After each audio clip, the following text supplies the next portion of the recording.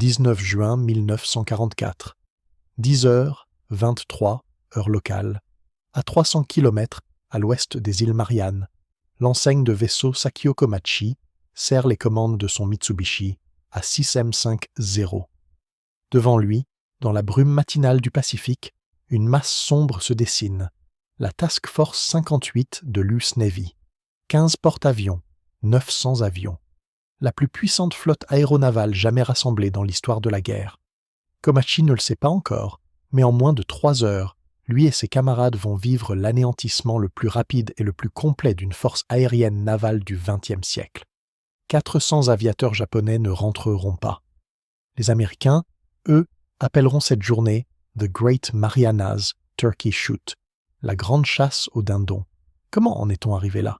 Comment une aviation navale qui dominait le Pacifique 2 ans plus tôt s'est-elle retrouvée aussi démunie face à un chasseur américain qu'elle n'avait jamais vu auparavant? Comment un seul modèle d'avion, conçu par une équipe d'ingénieurs dans une usine de Long Island, a-t-il pu renverser en quelques mois un rapport de force qui semblait acquis depuis Pearl Harbor? C'est l'histoire que nous allons raconter aujourd'hui, celle du Grumman F-6FL-4, de la bataille de la mer des Philippines et de la rupture technologique, doctrinale et humaine qui a scellé le sort de l'Empire japonais dans le Pacifique. Pour comprendre ce qui se joue en juin 1944, il faut remonter quelques années en arrière, jusqu'à un atelier de dessin industriel de la ville de Nagoya, au centre du Japon. En 1937, la marine impériale lance un appel d'offres pour un nouveau chasseur embarqué, capable de remplacer le Mitsubishi A5 Les exigences sont extraordinaires pour l'époque. Vitesse maximale supérieure à 500 km/h, rayon d'action de plus de 3000 km avec réservoir supplémentaire, maniabilité supérieure à tout appareil existant, armement comprenant des canons de 20 mm. Plusieurs constructeurs estiment le cahier des charges irréaliste. Nakajima se retire. Mitsubishi confie le projet à un jeune ingénieur de 33 ans, Jiro Horikoshi. Diplômé de l'Université impériale de Tokyo, formé ensuite dans les bureaux d'études européens et américains, Horikoshi comprend que pour atteindre ces spécifications contradictoires, il faudra accepter un compromis que personne en Occident n'oserait faire, sacrifier tout ce qui n'est pas absolument essentiel au vol. L'alliage utilisé pour la structure est le Sumitomo Extra Super Duralumin, plus léger et plus résistant que tout ce qui existe à l'époque dans l'aéronautique occidentale. Le fuselage est creusé, évidé, optimisé millimètre par millimètre. Surtout, Horikoshi prend une décision radicale. Pas de blindage pour le pilote, pas de réservoir auto-obturant, pas de protection structurelle autour des éléments vitaux. La philosophie est limpide. Un pilote d'élite, protégé par son talent et l'agilité de sa monture, n'a pas besoin de ses béquilles. La 6M0 entre en service en 1940 sous la désignation complète de type 0 et commence immédiatement ses essais en Chine, où il écrase l'aviation nationaliste. Les premiers rapports alliés sur ses performances sont si spectaculaires qu'ils sont écartés comme exagérés par les services de renseignement britanniques et américains. C'est une erreur qu'ils paieront cher. Rayon d'action exceptionnel, de plus de 3000 km avec réservoir supplémentaire. Maniabilité inégalée à basse vitesse, 2 canons de 20 mm, type 99 et 2 mitrailleuses de 7,7 mm. Vitesse de pointe de 530 km/h. Taux de roulis vif, accélération en spirale fulgurante. En décembre 1941, au-dessus de Pearl Harbor, aux Philippines, à Darwin, sur Ceylan, au-dessus des raffineries de Palembang, le Zéro écrase tout ce que les Alliés peuvent lui opposer. Les Hurricane britanniques, les Brewster Buffalo néerlandais, les Curtiss P-36 et P-40 américains sont techniquement dépassés en virage, en montée, en rayon d'action. Mais cette supériorité repose sur le compromis de Horikoshi, que peu d'observateurs occidentaux comprennent à l'époque.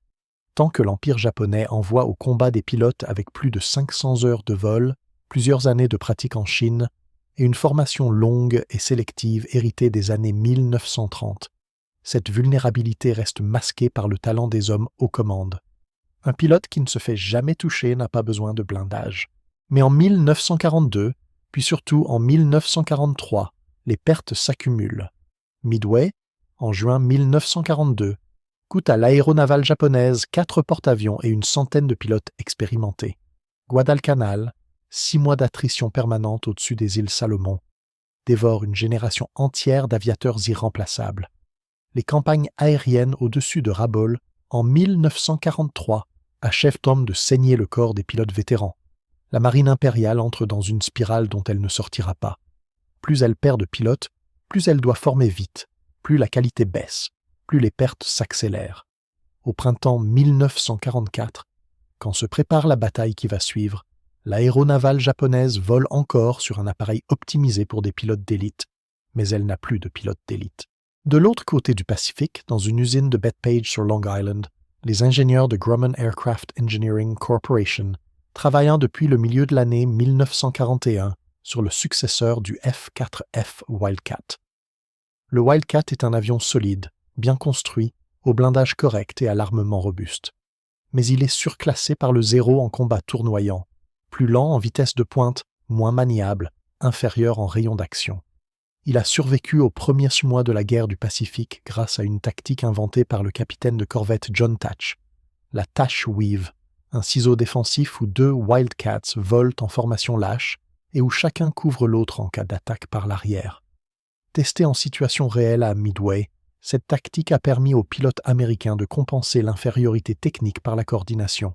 Elle a sauvé la bataille, et peut-être la guerre. Mais la Navy veut mieux qu'un avion qui survit, elle veut un avion qui domine. Et pour cela, il faut comprendre l'ennemi.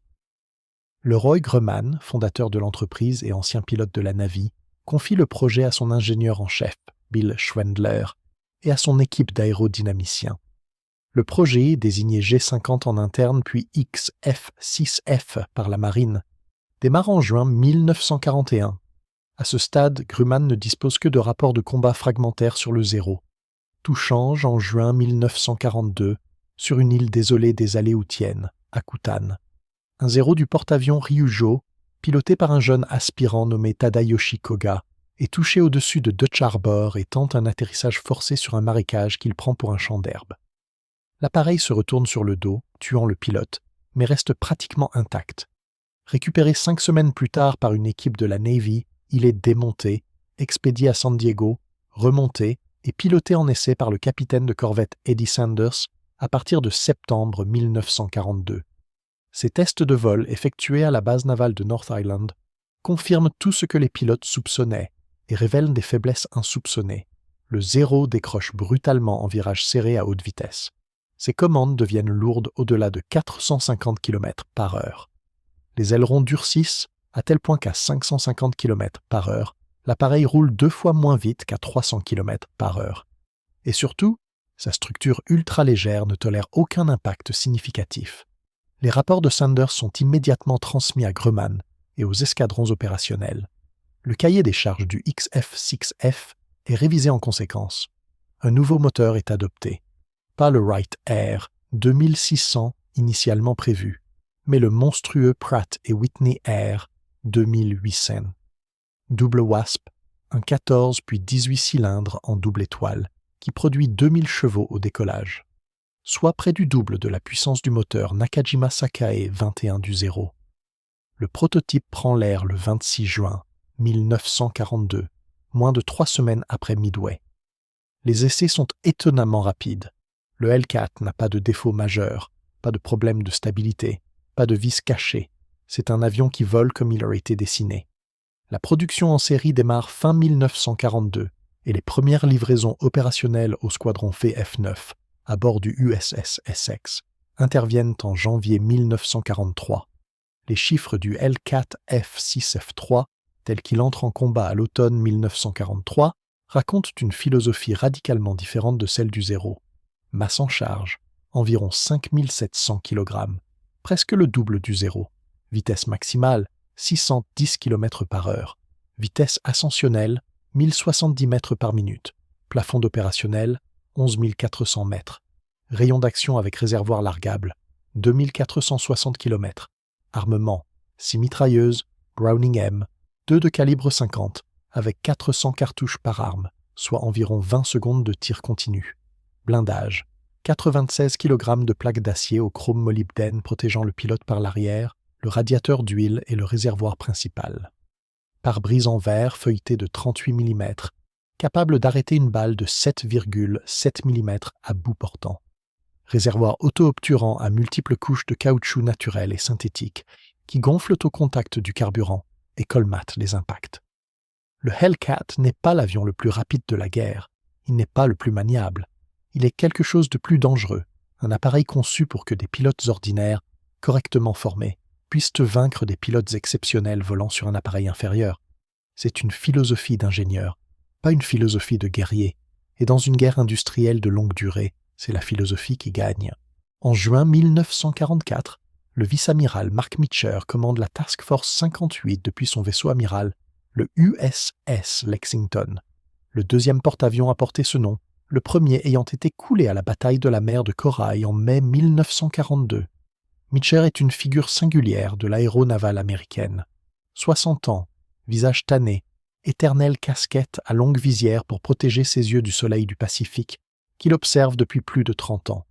Il a été l'un des premiers pilotes navals brevetés, en 1916. Il a commandé le USS Hornet lors du raid Doolittle sur Tokyo en avril 1942, puis à la bataille de Midway. Peu bavard, méticuleux, il connaît l'aviation embarquée intimement, et il connaît ses pilotes par leur prénom. La Task Force 58 qu'il commande est articulée en 4 groupes de porte-avions, désignés Task Group 58.1 à 58.4. 7 bâtiments de la classe Essex, Yorktown, Hornet, Wasp, Bunker Hill, Lexington lui-même, Hancock, forment le cœur de frappe. 8 porte-avions légers de la classe Independence, construits sur des coques de croiseurs rapides reconvertis, complètent l'effectif.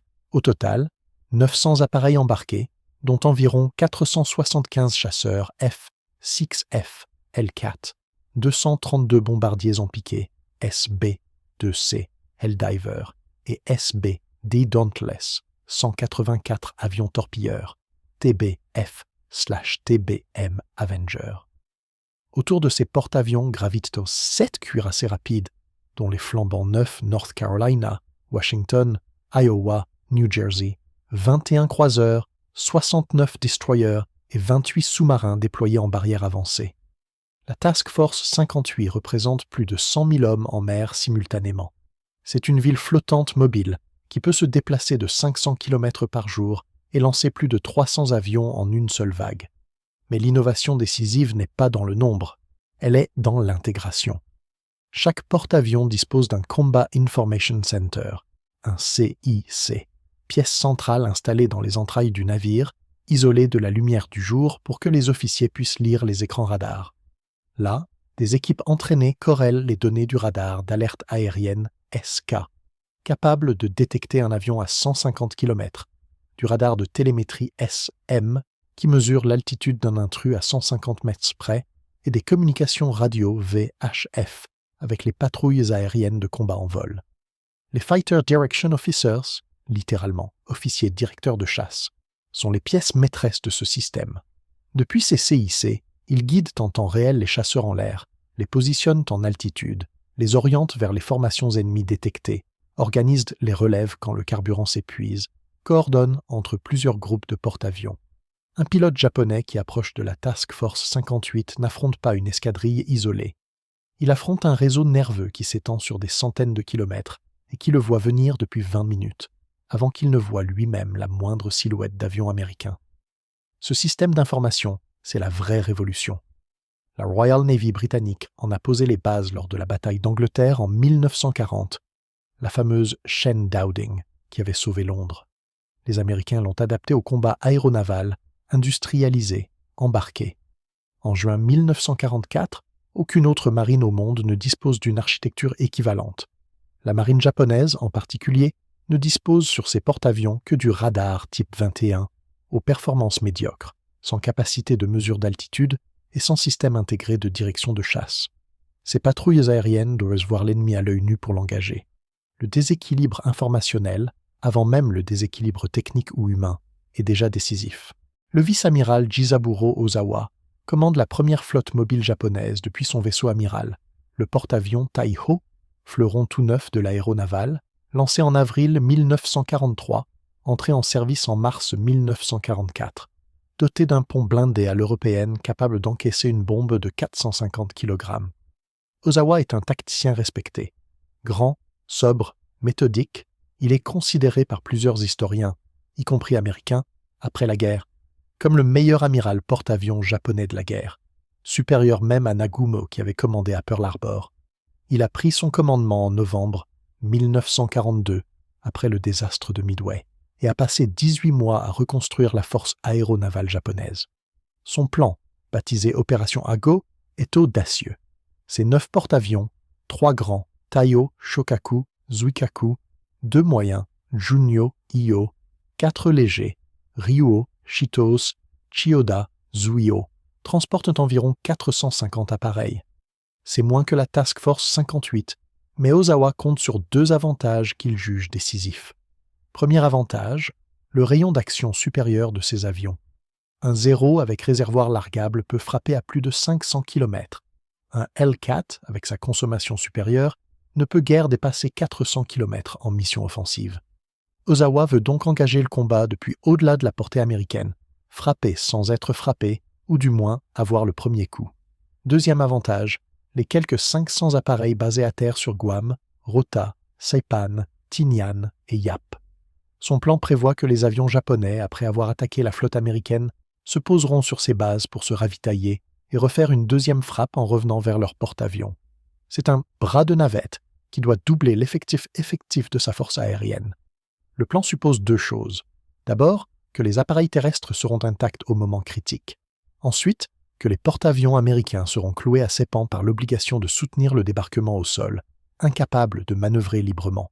Or Meecher et l'amiral Raymond Spruance, commandant de la 5e flotte à laquelle appartient la Task Force 58, ont anticipé ce scénario. Depuis le 11 juin, les raids préventifs des Hellcats de Meecher ont systématiquement laminé les bases terrestres japonaises.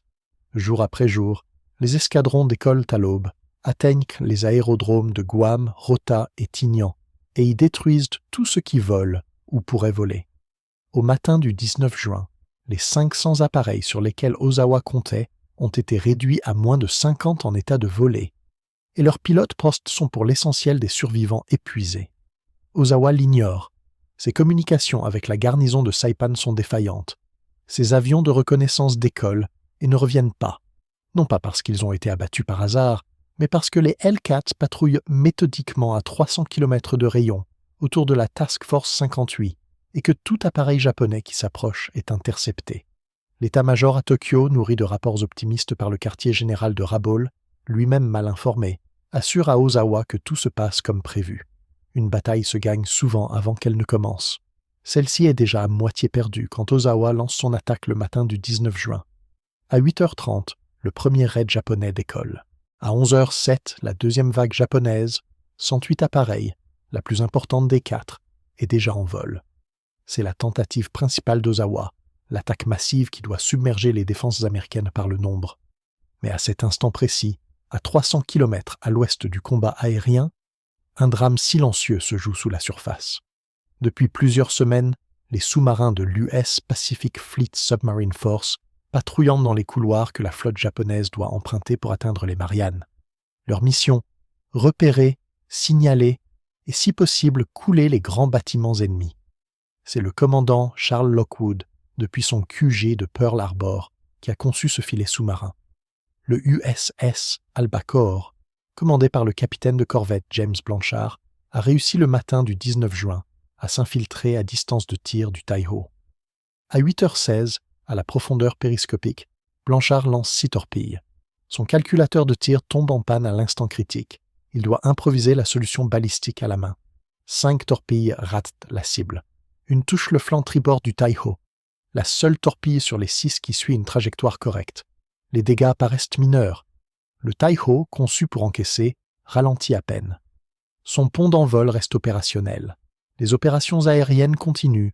Ozawa, qui était à la passerelle au moment de l'impact, reste confiant. Mais la torpille a rompu des conduites et des cloisons dans un compartiment avant, et des vapeurs de carburant aviation commencent à se répandre dans les entreponts. Le chef du service de contrôle des avaries, jeune officier inexpérimenté, prend alors une décision fatale. Pour accélérer la ventilation et dissiper les vapeurs, il ordonne l'ouverture de tous les conduits d'aération entre les ponts hangars et les espaces de vie. Cette décision, au lieu de dissiper le mélange, le répand dans l'ensemble du navire. Pendant ce temps, à 12h20, le sous-marin USS Kavala, sous les ordres du capitaine de corvette Hermann Kossler, repère le Shokaku. Le Shokaku est un vétéran. Il a participé à l'attaque de Pearl Harbor, à la bataille de la mer de Corail en 1942, où il avait été endommagé, au raid sur l'océan Indien, à Santa Cruz. C'est un symbole. Kossler le sait. Il s'approche à 1000 mètres, position de tir presque parfaite. À 12h22, il lance 4 torpilles, 3 touches. Le Shokaku, en plein recomplètement de carburant avec des avions au pont, prend feu immédiatement. Les réservoirs des appareils parqués explosent les uns après les autres. Puis, les munitions stockées pour le prochain raid détonnent en chaîne. À 15h01, après presque 3 heures d'agonie, le Shokaku coule en emmenant 1272 hommes par le fond. À 16h32, c'est au tour du Taiho. Les vapeurs accumulées dans le navire trouvent enfin une étincelle, probablement un circuit électrique endommagé dans l'un des ponts inférieurs. L'explosion est colossale. Elle soulève le pont d'envol blindé, déchire la coque et transforme le fleuron flambant neuf de l'aéronavale japonaise en torche flottante. Ozawa refuse d'abord de quitter son bord, puis se laisse convaincre par son chef d'état-major de transférer son pavillon sur le croiseur Aguro. Le Taiho coule à 16h32, avec 1650 hommes.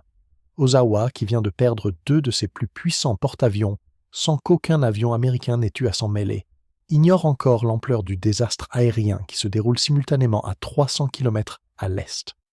Quand les rapports commencent à affluer en fin d'après-midi, il les juge exagérés. Il refuse d'y croire. Revenons en altitude, au cœur du combat aérien, et posons la question centrale. Pourquoi les pilotes japonais sont-ils aussi désarmés face aux Hellcats ? La réponse tient en plusieurs facteurs qui, combinés, créent une asymétrie écrasante. Aucun de ces facteurs n'est décisif isolément. C'est leur combinaison qui crée le déséquilibre observé le 19 juin. La puissance motrice. Le Pratt & Whitney Air 2800 est l'un des plus remarquables moteurs d'avion jamais construits. 18 cylindres en double étoile, refroidissement par air, injection directe, compresseur à 2 étages. Il développe 2000 chevaux au décollage, 2250 chevaux en régime d'urgence avec injection au méthanol. Le Nakajima Sakae 21 du Zero, à son meilleur, développe 1130 chevaux. Cette surpuissance permet au Hellcat de monter plus vite, d'accélérer en piqué sans limite structurelle et de récupérer son altitude après chaque passe d'attaque. Le pilote américain contrôle donc l'énergie du combat. Il engage quand il veut, se désengage quand il veut. Le pilote japonais subit. La doctrine énergétique. Formée selon les principes développés par James Flatley et John Tash au cours de 1942 et 1943, les aviateurs de la Navy refusent systématiquement le combat tournoyant à basse vitesse où le zéro excelle. Leur doctrine se résume en 2 mots, boom and zoom. Ils piquent depuis une altitude supérieure, tirent une rafale brève mais précise et remontent aussitôt. Cette tactique annule la supériorité du zéro en virage et exploite sa faiblesse à haute vitesse, où ses ailerons se durcissent au point de devenir quasi inutilisables au-delà de 480 km/h.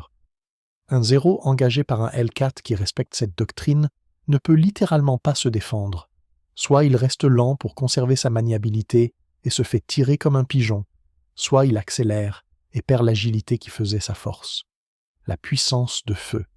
Les 6 mitrailleuses de 50 Browning délivrent environ 100 projectiles par seconde, avec une vitesse initiale de 890 mètres par seconde, une trajectoire plate jusqu'à 400 mètres et une énergie cinétique suffisante pour désintégrer la cellule légère du zéro en 2 secondes de tir ajusté.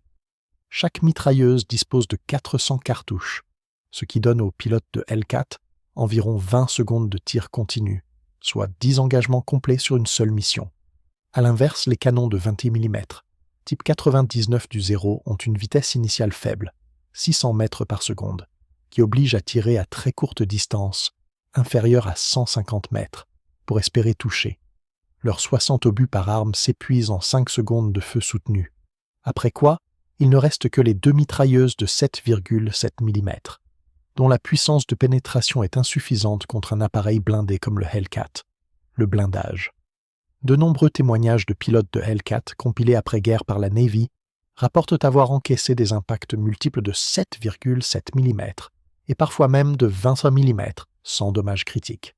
L'un d'eux, le lieutenant Alexander Vrasiu, a ramené un Hellcat percé de plus de 200 impacts en un seul engagement.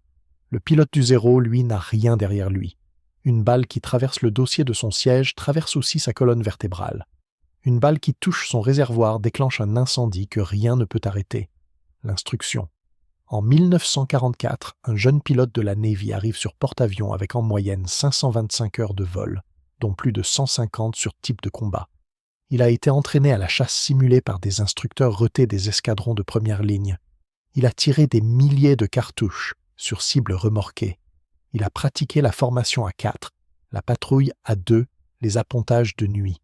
Son adversaire japonais en a environ 275 au mieux.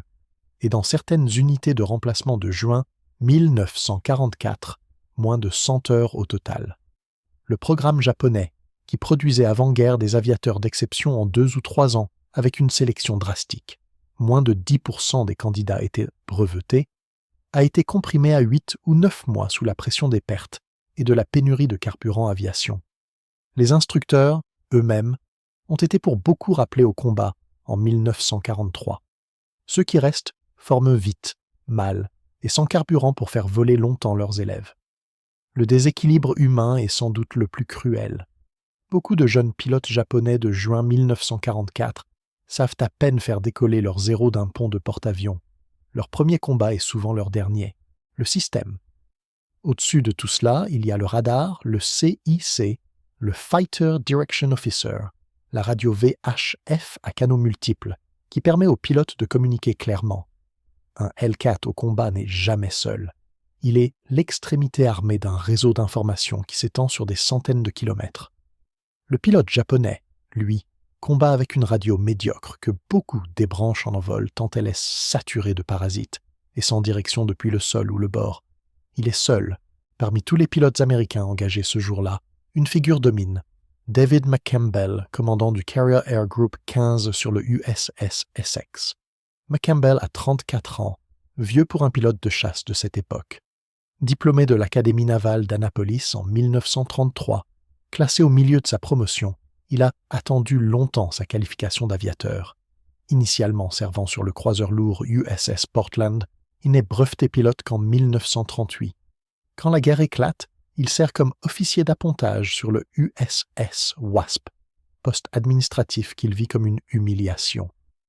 Quand le Wasp est coulé au large de Guadalcanal en septembre 1942, il demande immédiatement une affectation sur chasseur embarqué. Il lui faudra encore attendre 18 mois. À la tête du CAG-15, finalement, il peut commander au combat. Il est méticuleux, perfectionniste et exigeant. Il impose à ses pilotes des briefings détaillés avant chaque mission, des débriefings systématiques, des entraînements au tir quotidien. Ses pilotes l'appellent « Dashing Dave », par affection plus que par ironie. Le 19 juin à 10h58, McCampbell mène son escadrille en interception contre une formation estimée à 40 appareils japonais. En l'espace de quelques minutes, il abat 5-0 confirmés, devenant « as en un jour », statut rare qui suffit pour entrer dans l'histoire. Quelques heures plus tard, lors d'un second engagement contre un raid séparé, il en descend 2 de plus. 7 victoires en une journée pour le seul McCampbell. Mais c'est le 24 octobre 1944, 4 mois plus tard, au large de Luzon, lors de la bataille du golfe de Leyte, que McCampbell entrera véritablement dans l'histoire. Parti avec son équipier Roy Hershing pour intercepter une formation japonaise estimée à 60 appareils, il abat 9 avions ennemis en une seule mission, record jamais égalé dans l'aviation navale américaine. Hershing en abat 6. Les 2 hommes rentrent à bord avec le carburant presque à sec et, dans le cas du Hellcat de McCampbell, avec seulement 2 cartouches restantes dans l'une des 6 mitrailleuses. McCampbell terminera la guerre avec 34 victoires homologuées, sera décoré de la Medal of Honor par le président Roosevelt et restera à ce jour le plus grand as de l'US Navy de tous les conflits. Il mourra en 1996 à l'âge de 86 ans, dans la modestie qui caractérisait sa génération. Les statistiques globales du 19 juin parlent d'elles-mêmes. Les Hellcats abattent environ 350 appareils japonais sur les 373 engagés ce jour-là. Les pertes américaines en combat aérien direct s'élèvent à 29 avions. Le ratio, plus de 12 pour 1, est sans précédent dans une bataille aéronavale de cette ampleur.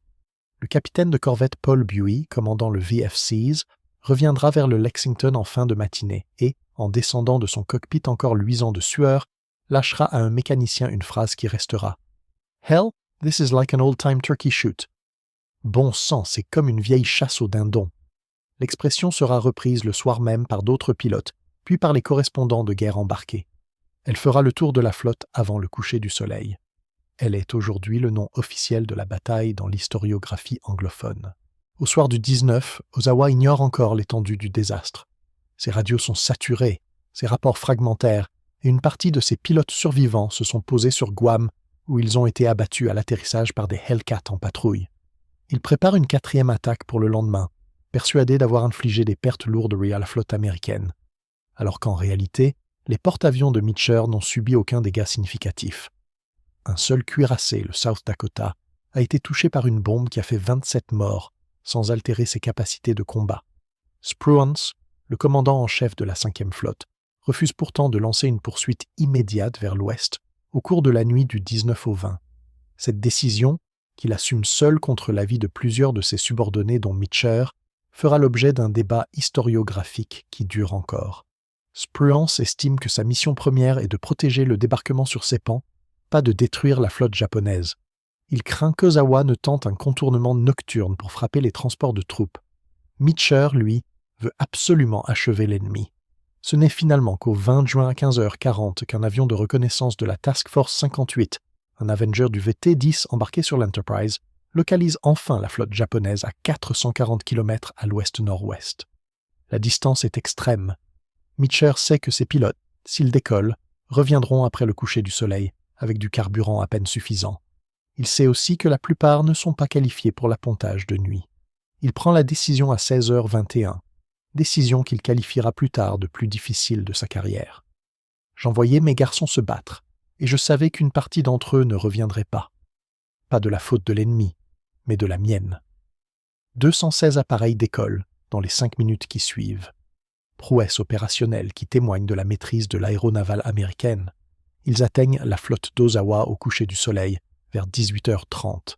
L'attaque dure 21 minutes. Le porte-avions Hio est touché par 2 torpilles aériennes et coule peu après 20h. Le Zuikaku, dernier survivant des 6 porte-avions qui avaient attaqué Pearl Harbor, est sévèrement endommagé par plusieurs bombes, mais parvient à rester à flot. Le Chiyoda est également touché. 2 pétroliers d'escadre sont coulés. Quelques zéros survivants tentent de défendre la flotte, mais ils sont trop peu nombreux et trop épuisés pour représenter une menace sérieuse. Au retour, dans l'obscurité totale, les pilotes américains épuisés cherchent désespérément leur porte-avions. Beaucoup ont perdu leur formation. Certains ne savent même pas à quelle distance se trouve la flotte. Les réservoirs se vident.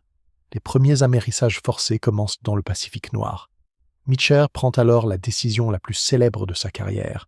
Vers 20h45, il ordonne d'allumer les projecteurs, les feux de pont, les balises de signalisation, transformant la Task Force 58 en cible lumineuse, visible à plus de 30 km pour tout sous-marin japonais à portée. « Turn on the lights », dira-t-il simplement à son chef d'état-major Arleigh Burke. Il accepte le risque de perdre un porte-avions à la torpille pour sauver autant d'équipage que possible. « J'ai envoyé ces hommes au combat. Je ne les laisserai pas mourir dans l'eau à 500 mètres de moi. » 80 appareils américains sont perdus cette nuit-là, la plupart par manque de carburant ou en amérissage forcé. Mais grâce aux destroyers déployés en récupération et aux projecteurs des porte-avions qui restent allumés toute la nuit, la majorité des équipages, environ 160 pilotes et mitrailleurs, sont repêchés vivants dans les heures et les jours suivants. Le ratio final de pertes humaines américaines pour les 2 jours restera inférieur à 50 hommes. Aucun porte-avions n'est attaqué par sous-marin. Ozawa, qui aurait pu tenter une contre-attaque de surface, se replie vers l'ouest en ayant perdu tout contact tactique avec la flotte américaine. Le 21 juin 1944, quand le soleil se lève sur la mer des Philippines, les comptes sont tirés. Côté japonais, 3 porte-avions coulés, Taiyo, Shokaku, Iyo, dont les 2 premiers étaient des unités de premier rang irremplaçables. 2 porte-avions sévèrement endommagés, environ 400 appareils détruits sur les 450 embarqués le matin du 19. Une cinquantaine d'autres perdus sur les bases terrestres des Mariannes. Et surtout, quelques 400 pilotes et membres d'équipage perdus en combat aérien ou morts avec leurs navires. une saignée dont l'aéronavale impériale ne se relèvera pas. Côté américain, 123 appareils perdus au total, dont 80 par accident opérationnel, liés au retour de nuit du 20 juin, et 49 pilotes morts. Pas un seul porte-avions coulé, pas un seul cuirassé hors de combat, pas un seul croiseur sévèrement endommagé. Les chiffres, cependant, ne disent pas tout. La véritable conséquence stratégique est invisible dans les bilans. Le savoir-faire collectif accumulé par l'aéronavale japonaise depuis les années 1930 vient de disparaître en 48 heures. Les instructeurs rappelés pour voler ce jour-là, la dernière réserve de pilotes expérimentés que la marine impériale avait encore, ne sont plus là pour former la génération suivante. Le cercle vicieux devient impossible à inverser. À partir de juin 1944, plus aucun pilote japonais de première qualité ne sera formé dans les délais et à l'échelle nécessaires. 4 mois plus tard, lors de la bataille du golfe de Leyte en octobre 1944, la marine japonaise enverra ses derniers porte-avions en appât sacrificiel, presque vides d'appareils, pour attirer les porte-avions américains de Halsey, loin des plages de débarquement philippines. C'est à cette même bataille qu'apparaîtront officiellement les premières missions suicides kamikazes, organisées par le vice-amiral Takijiro Onishi. L'aveu tactique est sans ambiguïté. La guerre aérienne conventionnelle est désormais impossible. Il ne reste que le sacrifice. Le Hellcat continuera, lui, à dominer jusqu'à la fin de la guerre. Sur l'ensemble du conflit, il sera crédité d'environ 5200 victoires aériennes confirmées, soit près de 75% de toutes les victoires aéronavales américaines du Pacifique, pour un ratio officiel de 19-1, chiffre que les historiens modernes considèrent probablement surévalué par les doubles comptages et les confirmations optimistes, typiques de toutes les aviations de la guerre, mais qui reste le plus élevé de tous les chasseurs de la Seconde Guerre mondiale. L'appareil restera en service jusqu'à la guerre de Corée, reconverti en chasseur-bombardier, et même en drone cible téléguidé dans les premiers essais nucléaires atmosphériques de la fin des années 1940. Grumman produira au total 12 275 Hellcats entre 1942 et 1945. L'usine de Bethpage, au plus fort de la production, sortira un appareil toutes les heures, 24 heures sur 24. Aucun autre constructeur naval n'a jamais atteint ce rythme. Ce chiffre, à lui seul, raconte une partie de l'histoire que le 19 juin 1944 ne fait que conclure. Il est difficile de reconstituer ce qu'ont vécu les pilotes japonais de la première ligne mobile ce 19 juin, parce que peu en sont revenus, et que ceux qui en sont revenus en parlaient tard. Mais quelques témoignages, recueillis après-guerre par des historiens japonais et américains comme Mark Petty ou Jonathan Parshall, permettent de reconstituer ce qu'a été leur expérience. Le capitaine de corvette Iyozo Fujita, l'un des rares pilotes vétérans à avoir survécu à la journée, raconte dans ses mémoires publiés en 1967 comment il a passé la matinée à essayer de protéger des équipiers qui ne savaient pas tirer, pas virer correctement, pas même lire leurs instruments. Je criais dans ma radio. Personne ne répondait. Soit ils ne comprenaient pas, soit ils ne m'entendaient pas. J'ai vu un Hellcat descendre un de mes jeunes pilotes, et le gamin n'a pas bougé d'1 centimètre avant d'exploser. Il n'a jamais vu l'avion qui l'a tué. Le lieutenant Zenji Abe, rescapé du Shokaku, décrit le sentiment d'impuissance qui s'est emparé des hangars du porte-avions au cours de la matinée. Les appareils partaient, ils ne revenaient pas. Nous comptions les avions manquants en regardant les emplacements vides sur le pont. Nous n'avions plus rien à faire. L'amiral Ozawa lui-même, interrogé après la guerre par les officiers de l'US Strategic Bombing Survey en 1945, fera une déclaration qui résume tout, sans amertume et sans chercher d'excuses. Nous avons fait de notre mieux, mais le matériel et les hommes n'étaient plus là. Ce que nous avons envoyé au combat le 19 juin n'était plus une aviation navale au sens propre. C'étaient des noms sur des listes d'appareils. C'est peut-être l'épitaphe la plus juste de la bataille de la mer des Philippines. L'histoire conventionnelle présente souvent la chasse aux dindons des Mariannes, comme le triomphe d'un système contre un autre, d'une industrie contre une tradition guerrière, d'une démocratie contre un empire. C'est vrai, mais c'est incomplet, et la simplification cache une réalité plus intéressante. Ce qui s'est passé le 19 juin 1944 n'est pas la démonstration qu'une culture vaut mieux qu'une autre. C'est la démonstration qu'à un moment donné de la guerre, un camp avait accumulé un ensemble d'avantages cumulés, techniques, doctrinales, industriels, informationnels, humains, pendant que l'autre, saigné par 3 ans de pertes qu'il ne pouvait remplacer, s'était retrouvé à envoyer au combat des garçons de 20 ans avec 70 heures de vol sur des avions conçus en 1939. Le Zéro de 1940 n'était pas un mauvais appareil. Il était un chef-d'œuvre pour son époque, et Jiro Horikoshi est à juste titre considéré comme l'un des plus grands ingénieurs aéronautiques du XXe siècle. Après-guerre, il écrira des mémoires dans lesquels il exprimera un mélange de fierté professionnelle et de tristesse profonde. Ces avions, dit-il, ont emmené trop de jeunes hommes vers la mort dans les dernières années de la guerre. Il travaillera ensuite sur des avions de ligne civile et mourra en 1982. Le Zéro avait été optimisé pour une doctrine, la supériorité du pilote d'élite en combat tournoyant, qui supposait deux choses, que les pilotes resteraient d'élite et que l'adversaire accepterait ce type de combat. Entre 1942 et 1944, aucune de ces deux conditions n'était plus remplie. Le système de formation des pilotes japonais, calibré pour une guerre courte comme celle qu'avait été la guerre russo-japonaise de 1904 à 1905, n'était pas dimensionné pour remplacer des pertes continues à l'échelle industrielle. L'économie japonaise, dépendante des ressources coloniales menacées par le blocus sous-marin américain, ne pouvait produire assez de carburant aviation pour former correctement les nouveaux pilotes. La doctrine, enfin, était adaptée à un adversaire qui n'existait plus. Les Américains de 1944 n'étaient plus les Américains de 1941. Le Hellcat, lui, avait été conçu autour d'une question différente. Comment gagnons-nous la guerre avec des pilotes moyens? La réponse? Blindage, puissance, firepower, système d'information, doctrine collective, a redéfini la manière dont on construit et emploie un chasseur embarqué pour les 40 années suivantes.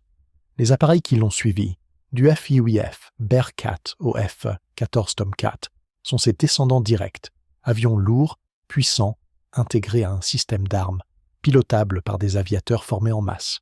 Il y a quelque chose de profondément moderne dans cette philosophie et quelque chose de profondément archaïque dans celle qu'elle a vaincue.